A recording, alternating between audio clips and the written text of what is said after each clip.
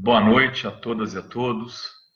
Vamos iniciar aqui mais uma conversa, um Fala Rovai acerca das questões do dia aí. Eu estou vendo que essa transmissão tá entrecortada. Eu queria saber se para vocês está tudo bem, se vocês estão vendo com nitidez, se na hora que eu me mexo as coisas ficam meio estranhas, porque pelo menos para mim está acontecendo isso aqui. A ideia é conversar um pouco, então, aí sobre esse mandado de busca e apreensão na casa do Jacques Wagner, falar um pouco sobre essa perseguição ao PT e, ao mesmo tempo, a forma como que a justiça tem tratado casos, por exemplo, como o do Paulo Preto, né? O pessoal está dizendo que está ótimo, a imagem está boa, então fico mais tranquilo. Deve ser um problema de tela meu aqui. Então já queria, antes de começar a falar, saudar aí quem está chegando. A Karen, a Kátia Alves, a Rosana Andrade, o Gabriel Jopert, a Nilza Maria, a Jussara Guiar, Cidinha Santos. Não tem imagem nem som. Cidinha, precisa ver se não é um problema do teu computador. As pessoas estão dizendo que está tudo bem. A Donise Meirelles, a Simone Raia, ao Gabriel Joperdi, Juiz de Fora, Minas Gerais, Sueli Pereira Nunes, Silvia Mancio de BH, Marli Mendes de Santos. A gente está já com mais de 50 pessoas. Quem for chegando aí, se puder, e compartilhando o link, avisando, o Facebook derrubou completamente o nosso engajamento, não só o nosso, de todos os veículos de comunicação. Está cada dia mais difícil usar o Facebook. A gente insiste porque ainda é um espaço de distribuição, né, de hiperdistribuição de notícias, mas ele já se tornou muito menor do que foi há um tempo atrás. Então, para todos que estão aqui, eu vou pedir que façam aí a lição de casa. Vão lá depois no YouTube, né, cadastrem-se para seguir a revista Fórum no YouTube. Ela tem uma página lá na revista Fórum, e aí eu vou começar, essa transmissão vai para lá depois, mas algumas eu já estou fazendo diretamente no YouTube. E aí no YouTube tem um sininho que avisa sempre que a gente entrar ao vivo. Cada vez mais a gente vai estar mobilizando a nossa rede a partir do Facebook. Boa noite, Ângela. Fábio Viana está dizendo que a transmissão está ótima. Obrigado pela participação e pelo toque, Fábio. A Tânia Ottoni, Joinville, Santa Catarina. Maravilha. Eu estou fazendo a transmissão hoje com cabo, então talvez isso ajude. Eu vou começar aqui esse nosso papo de hoje dizendo que eu conversei aí por uma meia hora com o advogado do Jacques Wagner, que é o Pablo Martinez. Ele deu uma entrevista coletiva lá na Bahia, depois me retornou uma ligação que eu tinha feito a ele. Eu vou fazer um post disso, mas em primeira mão aqui vou dizer para vocês o que a gente conversou. Primeiro, o Pablo Martinez diz o seguinte: não havia necessidade de mandado de busca e apreensão. E por que ele disse que não havia necessidade de mandado de busca e apreensão? Porque essa era uma investigação, que vem sendo conduzida desde 2013, há praticamente 5 anos.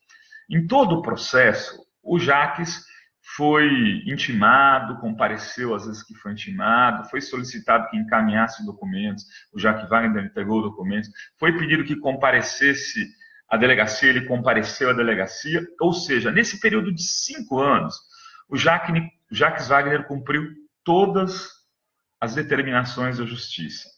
E aí o Pablo Martinez, que é o advogado dele, diz o seguinte: é de estranhar que depois de 5 anos, a Polícia Federal perceba que há urgência, né, ou seja, 5 anos, né, de fazer uma busca e apreensão na casa dele para que ele não venha destruir provas, ou para que ele não faça qualquer coisa que prejudique as investigações. De uma investigação que é conduzida, vou repetir aqui, há praticamente 5 anos. Evidente que o Pablo Martinez é um advogado, deve advogar para uma série de clientes, muito cuidadoso na hora de conversar, mas ele deixa claro que, assim, que é coincidência, usando os termos dele, no mínimo coincidência, que isso venha a ocorrer às vésperas de um processo eleitoral, né? A gente já está em 2018, a eleição é logo ali em outubro, quando Jacques Wagner é o favorito na disputa para o Senado, lá na Bahia, quando o atual governador Rui Costa, indicado por ele, começa a ganhar espaço nas pesquisas eleitorais. Já havia uma discussão dentro do DEM, né, o partido do ACM Neto, herdeiro político do avô, nada que a gente não guarda nenhuma lembrança assim tão positiva, né, o Antônio Carlos Magalhães, que foi imperador da Bahia por muito tempo. O ACM Neto já falava em desistir das eleições, porque havia um avanço da popularidade do Rui Costa e aparece esse mandado de busca e apreensão na casa do Jacques Wagner, que evidentemente esse mandado de busca e apreensão ele resvala também e cria um problema político para o atual governador.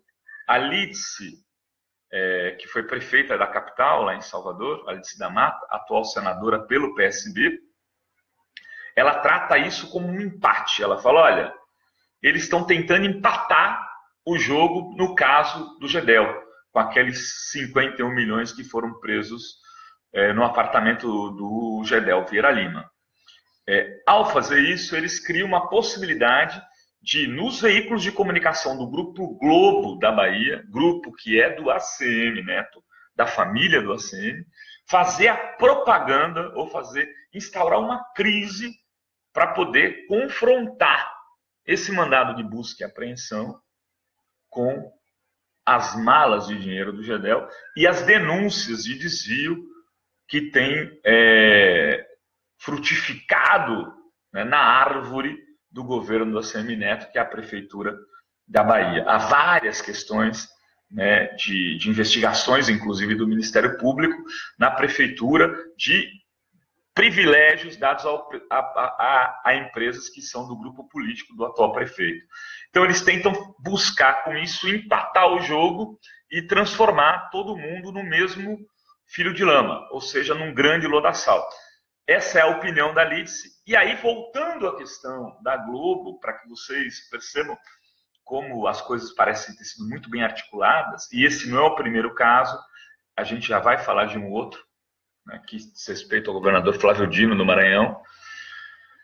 É tão bem articulada que a TV Bahia, do ACM, chegou às 5h30 da manhã para fazer a cobertura do mandado de busca e apreensão na casa do ex-governador da Bahia, secretário de Estado lá, Jacques Wagner. Antes da Polícia Federal chegar, a TV Bahia já estava na porta do ex-governador. O que significa isso? Significa que é uma operação que foi construída não só pela Polícia Federal e nem sob o manto do sigilo que a Polícia Federal e seus agentes têm que cumprir quando estão em operações como essa. Foi feita para construir toda uma narrativa midiática para desmoralizar o Jacques Wagner, para criar problemas para o atual governador Rui Costa e para privilegiar e para oferecer munição para o grupo político do ACM Neto, que é o dono da TV Globo da Bahia. Ah, bom, o Rô vai estar falando isso porque aquela revista dele lá, esse pessoal é meio petralha, tal. Isso aí é teoria da conspiração. Mas a mesma coisa aconteceu no Maranhão, a mesma coisa aconteceu lá com o Flávio Dino, quando o Segovia assumiu a Polícia Federal. O Segovia, Fernando Segovia, é um cara do grupo do Sarney. Ele foi indicado pelo Sarney, e não sou eu que estou dizendo isso. Vários veículos de comunicação nacional disseram isso na sua posse. O Sarney teve uma reunião com o Temer, depois da reunião com o Temer, apareceu a indicação do Fernando Segovia. 15 dias depois, teve uma operação no Maranhão de desvio de recursos, de dinheiro do SUS que tinha desaparecido, de não sei quantos mil funcionários públicos, funcionários com cargos de confiança no governo que ganhavam milhares e milhares de reais. E aí o Flávio Dino, como é juiz, pediu então que se oferecessem a lista urgentemente, entrou com mandado, foi para cima, tal.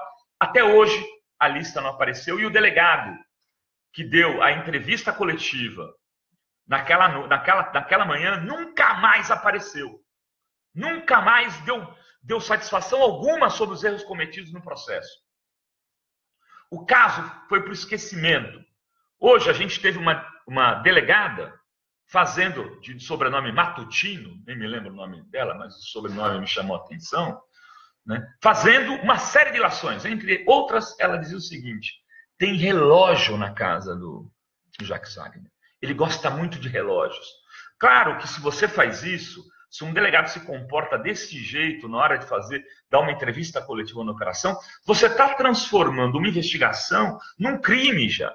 Você está dizendo, sim, um criminoso. Os números que ela ofereceu, segundo a entrevista que eu fiz aqui com o Pablo Martinez, agora estou até... Deixa eu aqui checar o nome para não falar besteira. Pablo Domingues. Com o Pablo Domingues, ele dizia o seguinte: olha, os números estão errados. Eles não sabem que uma PPP, uma parceria público-privada, envolve recursos do governo, envolve recursos do setor privado para compra de coisas que foram compradas. Você não pode usar o volume inteiro da operação como desvio. É o mesmo erro, o mesmo erro. E aí eu tendo a achar que já não é um erro, porque você cometer o mesmo erro duas vezes, eu diria que é um pouco de cretinice ou de sacanagem. Só tem essa opção. A Fernanda Scherer disse que está vendo eu num celular e o Brasil 247 no outro. Eu nem sabia que tinha entrado no mesmo momento com meus amigos do 247. Mas agradeço aí a audiência da Fernanda. Ali não tem erro. No caso do reitor da Universidade Federal de Santa Catarina, foi a mesma coisa. Eles pegaram o volume da operação, que contratou centenas de professores, que deu bolsa para centenas de alunos, e falaram, este é o valor do desvio. E não consideraram nada do que foi realizado. Eles estão fazendo a mesmíssima coisa com o ex-governador Jacques Wagner. Espera aí. Quer dizer que a Arena Fonte Nova não existe? É uma miragem? A Arena Fonte Nova, aqueles recursos utilizados na Arena Fonte Nova não construíram a Arena Fonte Nova e por isso são todos frutos de desvio? Ou seja, é claro que os delegados, os investigadores sabem que não se trata disso. Mas ao fazer esse tipo de acusação, eles sabem que eles permitem, né, a construção de uma narrativa que atinge de forma... que cai como uma bomba sobre a imagem daquele personagem que está no foco, nesse caso específico. Eu acho que a gente tem sido muito condescendente com essas atitudes da Polícia Federal, do Ministério Público e de todo o setor de investigação no Brasil. Senão, no processo democrático, essas pessoas têm que ser denunciadas, né? Tem que se fazer um inventário dessas denúncias, verificar onde cada um errou, como teve o livro, na época da ditadura militar, sobre as mortes, os assassinatos, coordenado pelo Dom Paulo Evaristo Arnes, né? Tem que ter agora aqueles assassinatos de vida, as pessoas morreram por conta de tortura e crimes cometidos na ditadura, tem que se fazer um dos assassinatos de reputação. É fundamental porque, evidente, a pessoa continua viva, mas a vida dela, às vezes, acaba em função desse tipo de acusação leviana e não fundamentada e com erros no processo, né? Isso tem sido feito aos borbulhões e tem sido feito fundamentalmente contra quem? Contra tucanos. Acaba-se de se encerrar um processo contra o senador Aloysio Nunes Ferreira porque prescreveu. A mesma coisa aconteceu com o processo contra o senador José Serra. E hoje a notícia em todos os veículos de comunicação que o senhor Paulo Preto, operador do PSDB, um bandido de carteirinha com 113 milhões numa conta na Suíça, em paraíso fiscal, 113 milhões já comprovados e apurados desde agosto do ano passado. Desde agosto do ano passado. O que não foi comunicado aos investigadores, né? Desde agosto se sabe que ele tem 103 milhões, pode também ser beneficiado porque completa 70 anos no ano que vem e ele conta com isso para poder ter o seu crime prescrito. É mais ou menos como o caso de um certo helicóptero. Você tinha o helicóptero, o dono do helicóptero, o piloto do helicóptero, o dono da fazenda do helicóptero, o assessor, o filho do dono do helicóptero, o senador do helicóptero. Você tinha 500 quilos de cocaína e não sabia de quem era a cocaína. 500 e poucos quilos de cocaína, que até hoje, mesmo tendo todas essas propriedades comprovadas, não era uma delação de uma pessoa que estava presa sobre um provável contrato cuja assinatura nem existe, de um apartamento numa estância balneária do litoral paulista. Não é nada disso. É todos os contratos, tudo fundamentado. Exatamente a mesma coisa tem no caso Paulo Preto. O que aconteceu com o Paulo Preto? Absolutamente nada. Ele está livre, leve, solto, né? Só não dá entrevistas, mas desfrutando, claro, de todos os recursos que angariou com esquemas criminosos, comprovadamente criminosos, não só no Rodoanel, mas também nos pedágios, mas também nas obras do metrô, mas também em todos os processos de licitação, em boa parte deles, do governo paulista, que tem como sócios o senhor Geraldo Alckmin e José Serra, que governaram esse estado por praticamente 20 anos junto mais de 20 anos se contar ainda a fase de Mário Covas. Tudo isso está tranquilo. Como está tranquilo o senador Aécio Neves e a sua irmã Andréa Neves, que foram pegos com dinheiro no bolso. Mas o Jacques Wagner sofreu uma operação dessa envergadura hoje, tendo sido inocentado no Tribunal Regional Eleitoral da Bahia há 3 dias, no dia 22 de fevereiro. Ele foi inocentado lá e já foi punido. Outra coisa que o advogado do Jacques me disse é que este processo, a despeito de ter sido um empréstimo do BNDES, como ele foi incorporado pelo governo da Bahia e utilizado na Bahia, ele é um recurso da Bahia. Então a investigação não poderia ser, de forma, num momento normal, numa situação de temperatura e pressão razoável, e seria inadmissível que o Ministério Público Federal ou a Polícia Federal organizasse essa operação. A investigação teria que ser estadual. E eles, então, vão exigir que esse caso volte para a esfera estadual, porque tem um desvio aí na investigação. Diz que como eu já disse, ele afirma que não há fundamento técnico, que os valores foram chutados, e que, em relação à questão dos relógios, eu perguntei a ele, falou, olha, tem essa história dos relógios, que é simbólica, porque o Jacques teria ganho, sim, e admitiu que ganhou um relógio da Odebrecht. Na época ele falou da Odebrecht, não, de uma das pessoas lá, dos diretores da Odebrecht. Falou, olha, ganhei o relógio num dia do meu aniversário, não perguntei se o relógio era isso ou aquilo, guardei o relógio e nunca usei o relógio. Não sei se é verdade, se é mentira, o Jacques tem que explicar isso. Essa é a fala dele.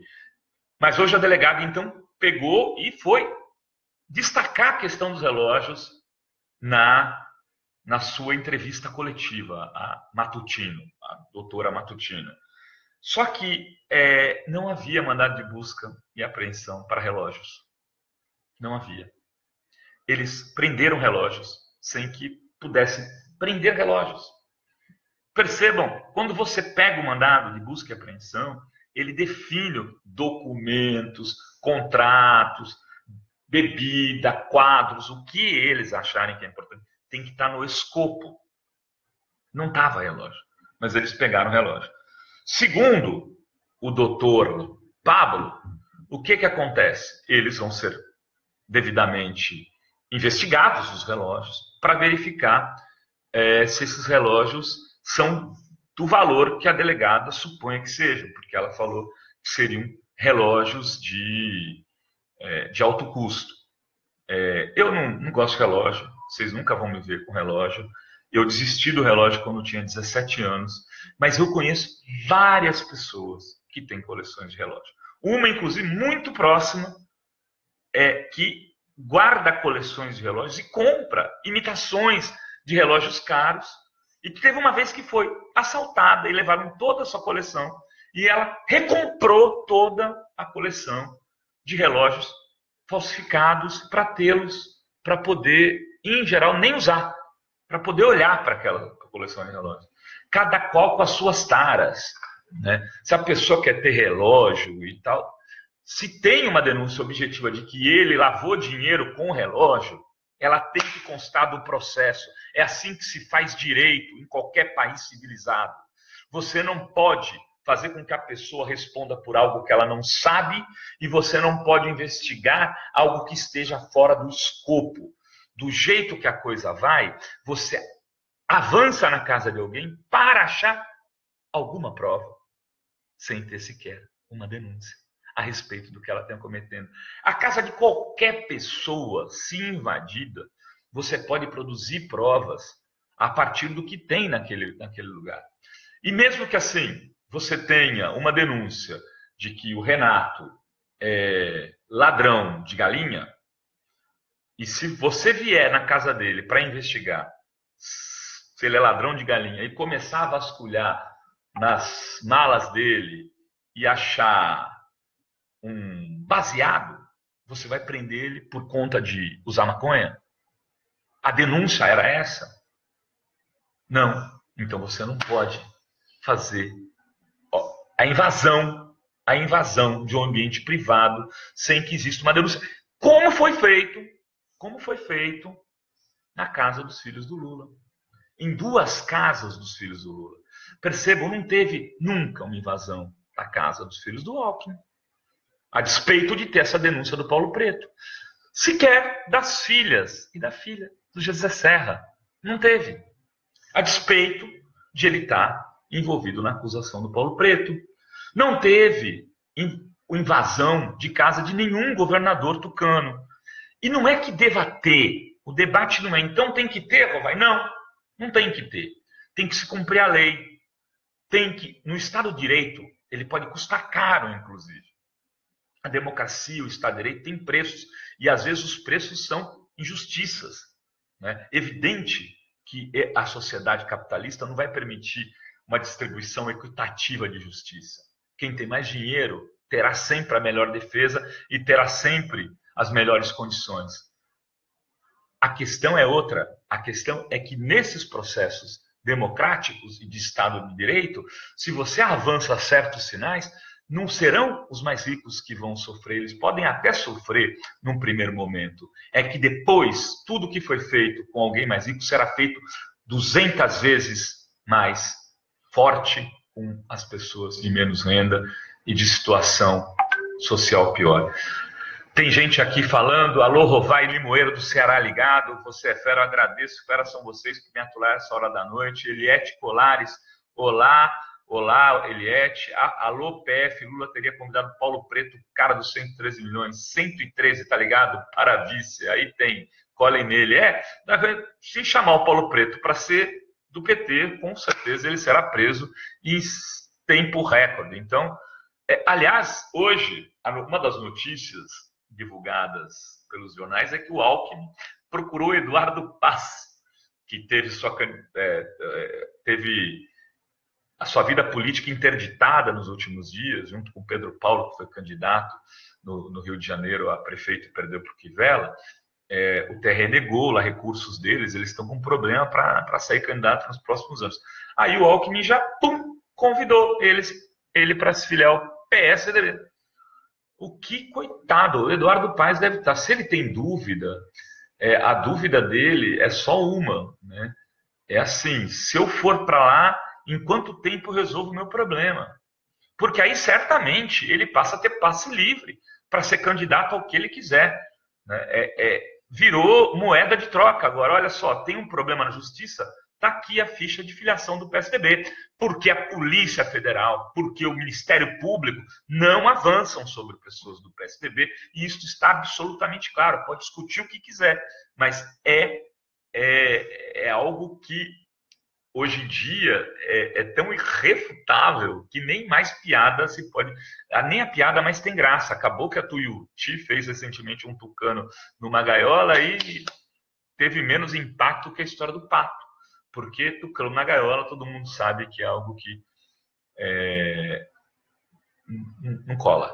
Não cola. Mas aí, para a gente continuar aqui o papo e ir para os finalmente, agradecendo aí a todos que estão assistindo e já pedindo a vocês para que sigam o nosso canal no YouTube, vai lá, põe seguir, vai no sininho, marca o sininho, porque eu vou começar a fazer mais aparições por lá.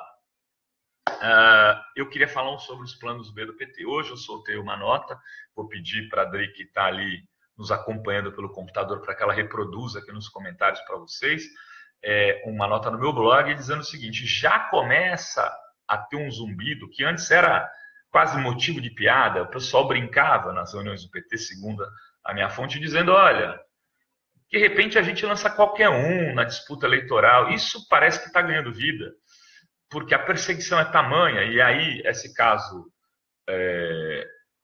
Jacques Wagner é uma demonstração clara do tamanho da perseguição, que está se discutindo o seguinte: então o Lula sai candidato, e se o Lula não puder ser candidato, lá na frente não vai se escolher um político tradicional para representá-lo.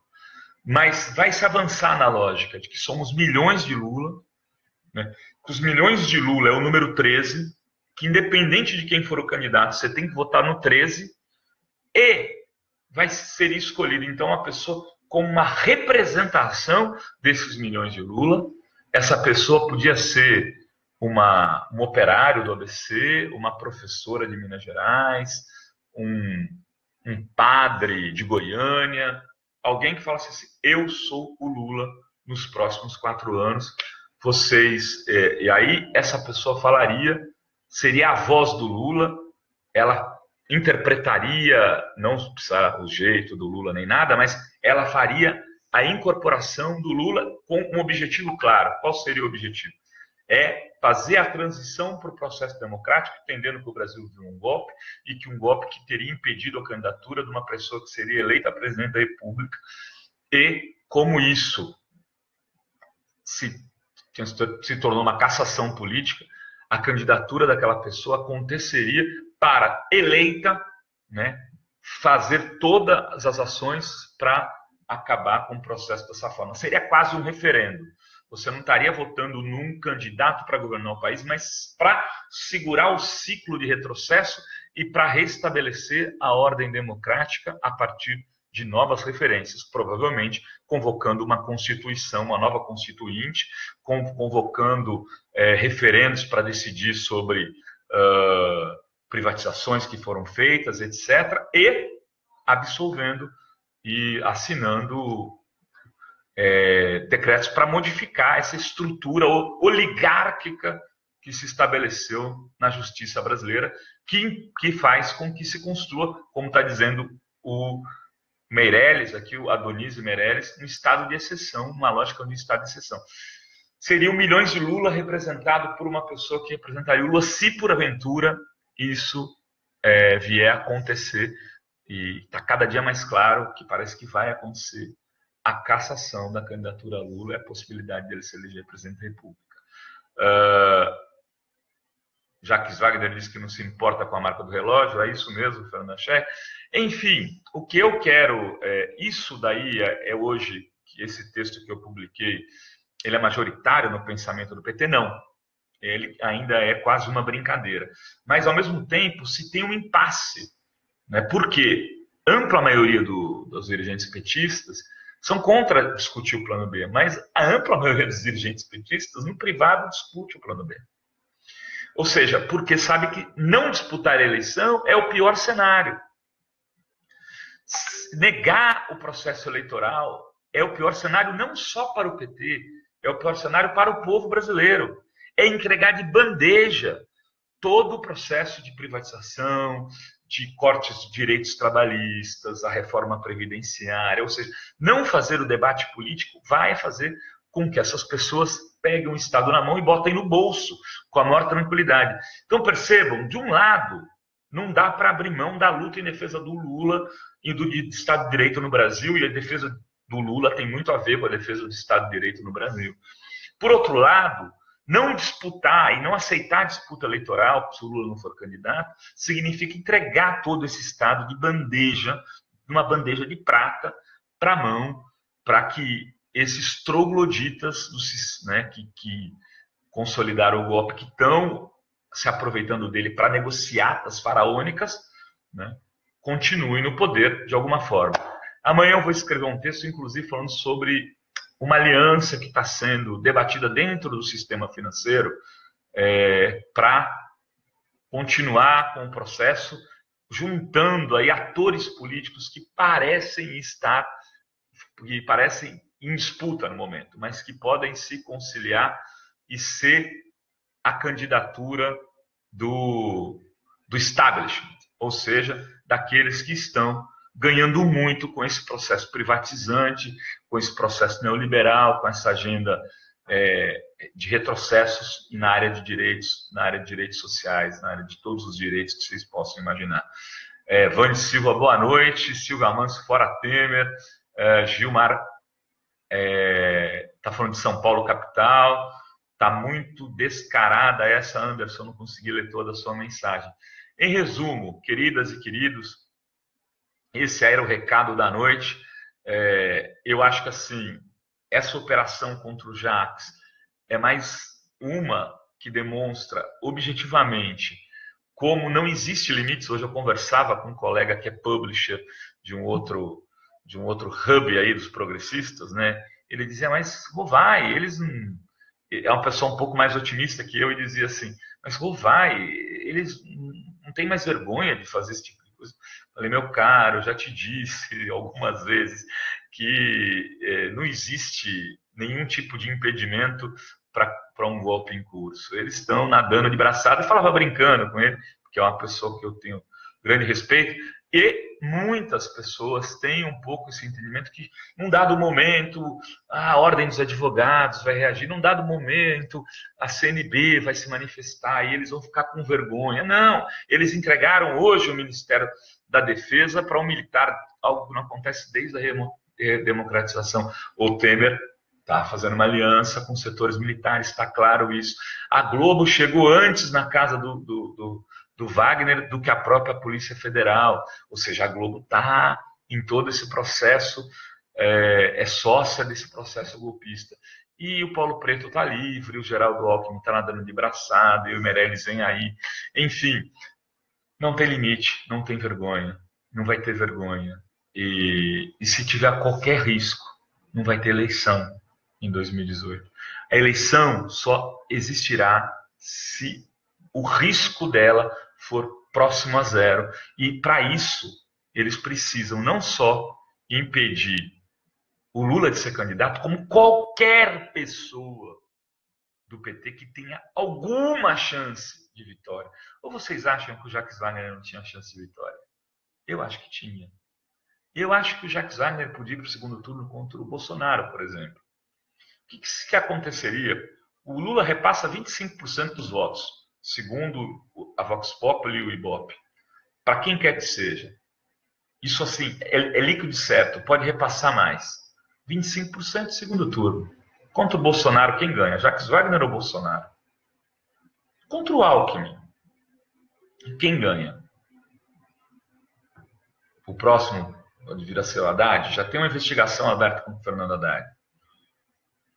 Ou seja, qualquer um que vier e aparecer numa pesquisa e o Lula puser a mão na testa e falar, segue, irmão, se desagradar, vai ser tratado como bandido pela Globo, pelo Ministério, por setores do Ministério Público, por setores da Polícia Federal,